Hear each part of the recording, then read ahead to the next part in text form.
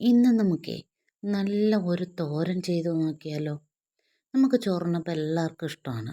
ഏറെക്കുറെ പേരും കഴിക്കുന്നത് തന്നെയാണ് ഈ തോരനല്ലേ. ഇന്ന് ഒരു വ്യത്യസ്ത രീതിയിലാണ്. അതായത് ഞാൻ തോരത്തിനെടുത്തത് നാടൻ കത്തിരിക്കയും വൻപയറുമാണ് കേട്ടോ. ഇങ്ങനെ വൻപയറും കത്തിരിക്കയും ചേർത്തിട്ട് ഒരു കോമ്പിനേഷനിൽ നിങ്ങൾ തയ്യാറാക്കി നോക്കിയിട്ടുണ്ടോ? ഇല്ലെങ്കിൽ ഇന്ന് തന്നെ ഇതൊന്ന് ചെയ്ത് നോക്കണേ. അതിന് വേണ്ടി നമ്മൾ കത്തിരിക്ക തീരെ കുഞ്ഞായിട്ട് വൃത്തിയാക്കിയിട്ട് അരിഞ്ഞു വയ്ക്കുക. പിന്നെ 2 സവാള ചെറുതായിട്ട് അരിയുക. വൻപയർ ഇതുപോലെ കുഴഞ്ഞു പോകാത്ത വിധത്തിൽ വേവിച്ചെടുത്ത് വെക്കണം. എന്നിട്ട് നമുക്കൊരു ചീനച്ചട്ടി വെച്ച് ചൂടാകുമ്പോൾ വെളിച്ചെണ്ണ ഒഴിക്കാം. എണ്ണ ചൂടായി കഴിയുമ്പോൾ അല്പം കടുക് ഇട്ട് കൊടുക്കാം.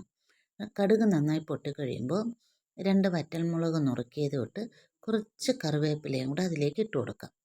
അതും കൂടെ ഇട്ട് നമുക്ക് മൂക്കണം. കറിവേപ്പിലയുടെ കൂടെ 2 ചെറിയ ഉള്ളി അരിഞ്ഞത് കൂടെ ചേർക്കുമ്പോൾ നല്ല മണമാണ് കേട്ടോ.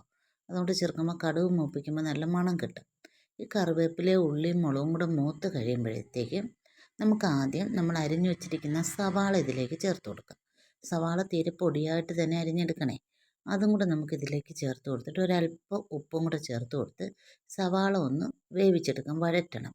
ഒരു പകുതി പരുവായി വരുമ്പോൾ, പകുതി വെന്ത് വഴന്ന് വരണം. ആ പരുവം വരെ സവാള മാത്രം നമുക്ക് ചെയ്യാം. അതൊരു പകുതി ആയി കഴിയുമ്പോൾ നമ്മൾ നുറുക്കി വെച്ചിരിക്കുന്ന കത്തിരിക്ക ഉണ്ടല്ലോ, അത് ഇതിലേക്ക് ചേർത്ത് കൊടുക്കണം. കത്തിരിക്ക നുറുക്കുമ്പോൾ തീരെ ചെറുതായിട്ട് തന്നെ നുറുക്കിയെടുക്കണേ. എന്നിട്ട് നമുക്ക് അതുകൂടെ ചേർത്ത് കൊടുത്ത് നന്നായിട്ടൊന്ന് ഇളക്കിയിട്ട് ഫ്ലെയിം ലോയിൽ വെച്ചുകൊണ്ട് നമുക്കിതിനെ ഒന്ന് അടച്ചു വെച്ച് കൊടുക്കാം. കാരണം ഉള്ളിയുടെ നീരിൽ ഉപ്പും കൂടെ ചേർത്ത സവാളയാണല്ലോ അത്. അതിൽ ഈ കത്തിരിക്ക ഒന്ന് ആവിയിലൊന്ന് വെന്ത് വരണം കേട്ടോ. അതിന് വേണ്ടിയിട്ട് നമുക്ക് ലോ ഫ്ലെയിമിൽ അതിനെ ഒന്ന് അടച്ചു വയ്ക്കാം. അടച്ചു വെച്ചത് വേവുന്ന സമയത്തേക്ക് നമുക്കിതിൻ്റെ അരപ്പ് തയ്യാറാക്കാം. കുറച്ച് തേങ്ങ എടുക്കുക, അതിലല്പം മഞ്ഞൾപ്പൊടി, കുറച്ച് വെളുത്തുള്ളി, കുറച്ച് കറിവേപ്പില, കാന്താരി മുളക്, അത് ഉള്ളതുകൊണ്ട് ഞാൻ കാന്താരി എടുത്തു, അല്ലെങ്കിൽ പച്ചമുളക്, നല്ല ജീരകം, ഇതെല്ലാം കൂടെ ഒന്ന് ചതച്ചെടുത്ത് വെക്കണം. അപ്പോഴത്തേക്കും നമ്മുടെ ഇതേ കത്തിരിക്കയും സവാളയും വെന്ത് റെഡിയായി വരുന്നുണ്ട്. ഈ സമയത്തേക്ക് നമുക്ക് വേവിച്ച് വെച്ച വൻപയറോട് ചേർത്ത് കൊടുക്കാം.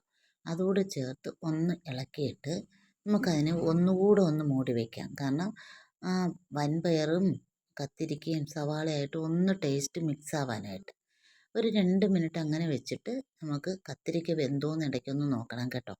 വെന്തില്ല എങ്കിൽ കുറച്ച് നേരം കൂടെ ആവിയിൽ വേവിച്ചിട്ടേ നമുക്ക് അരപ്പ് ചേർക്കാവുള്ളൂ. നന്നായിട്ട് വെന്തതിന് ശേഷമേ അരപ്പിടാവുള്ളൂ. അപ്പോൾ എനിക്കിത് നന്നായിട്ട് വെന്തിട്ടുണ്ട്. ഞാൻ അതുകൊണ്ട് ഇതിലേക്ക് അരപ്പിടുകയാണ്. അരപ്പും കൂടെ ഇട്ടിട്ട് നമുക്കൊന്ന് ഒട്ടും വെള്ളം ചേർക്കരുത് കേട്ടോ. ആദ്യം അവസാനം ഇതിൽ അല്പം പോലും വെള്ളം ചേർക്കേണ്ട ആവശ്യം വരുന്നില്ല. അരപ്പും കൂടെ ഇട്ടിട്ട് നമുക്ക് ഇളക്കിയിട്ട് നമുക്കതിനെ വീണ്ടും ഒന്ന് അടച്ചു വയ്ക്കണം. കാരണം അരപ്പിൻ്റെ പച്ച ചുവ മാറി അത് നല്ല മണമായിട്ട് കിട്ടാൻ വേണ്ടിയിട്ട് അതിന് നമുക്കൊന്ന് അടച്ചു വെച്ച് എടുക്കാം. 1 മിനിറ്റ് കഴിഞ്ഞിട്ട് അടപ്പ് തുറന്ന് നമുക്ക് വീണ്ടും അതിനെ ഒന്ന് ഇളക്കിയെടുക്കണം.